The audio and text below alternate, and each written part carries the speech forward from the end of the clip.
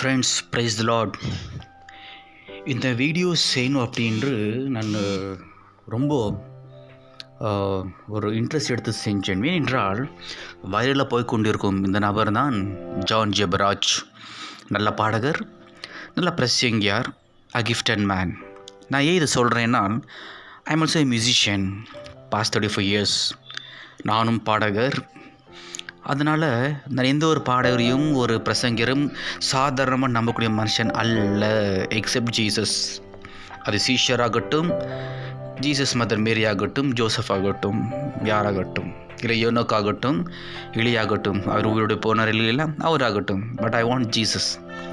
அந்த வகையில் ஜான் ஜெபராஜ் அவருடைய பாடல்களினாலே இழுக்கப்பட்டவன். கர்த்தருடைய அபிஷேகம் நம்மளுக்கு இருக்கிறது. ரீசன், நாங்கள் அவருக்கு ஜட்ஜ் பண்ணவே கூடாது. முதல் பாயிண்ட் ஏனென்றால் நாங்கள் அவளுக்காக ஜெபிக்கணும். அந்த தம்பி சிறு பையன். காரணம், வெரி ஷார்ட் பீரியடில் அவர் மேலே வந்த ஒரு மனுஷன். அது ஆண்டவர் மட்டும்தான் கூடும், பணத்தினால கூடாத காரியம். ஓபேதியேதம் நாங்கள் வாசிக்கிறோம் பைபிளில். அவர் 3 மாதத்துக்குள்ளாக உயர்வுக்கு வந்தான் என்று. இது எப்படி கூடும்? அந்த உடன்படிக்கை பெட்டியினால், அந்த அபிஷேகம் உங்களுக்கு இருந்ததுனால தான் மோசே 40 ஆண்டுகள் வனாந்தரம் எப்படி நடத்தினார்கள்? Without talent, no. அவனோட ஞானம் வேணும். அதனால தான் அவர் அந்த 40 lakhs பீப்புளை கொண்டு வந்தார்கள் எகிப்திலிருந்து கானான் தேசத்துக்காக. அப்படியாக இவருக்கு உண்டான டேலண்ட் என்னவென்றால், இன்றைய காலகட்டத்தில் பைபிள் சொல்லுகிறது, நான் சொல்லலை. நான் எதுவுமே சாதாரண நம்ப மனுஷன் அல்ல. முதல் பாயிண்ட். ஏனென்றால் நான் தோமா மாதிரி.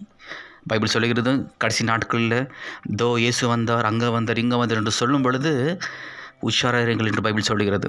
அதனால தான் தோமா அப்போவே சொல்லிட்டார், எசப்பா நீங்கள் உயிரோடு வந்தீர்களே, நான் தொட்டு பார்க்கணும் என்று. அந்த வகையில் ஐ அப்ரிஷியேட் தோமா. அவரால் தான் இந்தியாவில் ரட்சிப்பு வந்தது. ஃபைன். இப்போ ஜான் ஜெபராஜ் அவர் பர்சனல் என்னென்ன பண்ணிட்டாங்க, அது அவருடைய விஷயம். இந்த வீடியோவில் பண்ணுறது, நாங்கள் அவரை பற்றி டிபேட்டை பேசி, நீங்கள் எதுக்காக பேட்டி எடுக்கணும் அவரை பற்றி? நீங்கள் பிகாஸ் ஃபர்ஸ்ட் ஆஃப் ஆல் நாங்கள் அவரை பற்றி ஜட்ஜ் பண்ணுற ரைட்ஸ் நம்மளுக்கு இல்லைங்க. பைபிள் சொல்லுகிறது, அவர் தவறு செஞ்சாலுமே we have to forgive. That is the main concept of Christianity. அவரை பற்றி நாங்கள் கண்ணில் பார்க்கணும், காதில் கேட்கணும், பர்சனலாக நீங்கள் பழகியிருக்க வேண்டும். காரணம், இது ஏஐ ஜெனரேட்டட் காலகட்டம். வாய்ஸையும் ஆல்டர் பண்ணலாம், வீடியோயும் பண்ணலாம். இன்னும் வரப்போகிற நாட்களில் இன்னும் பயங்கரமாக இருக்கும். உஷாராக இருங்கள், உங்களுக்கும் அந்த நிலைமை வரலாம். ஆகையானால் நான் என்ன சொல்கிறேன் என்றால், ஜான் ஜெபருடைய வரிகள் பாடினால் அபிஷேகம் இருக்கிறது.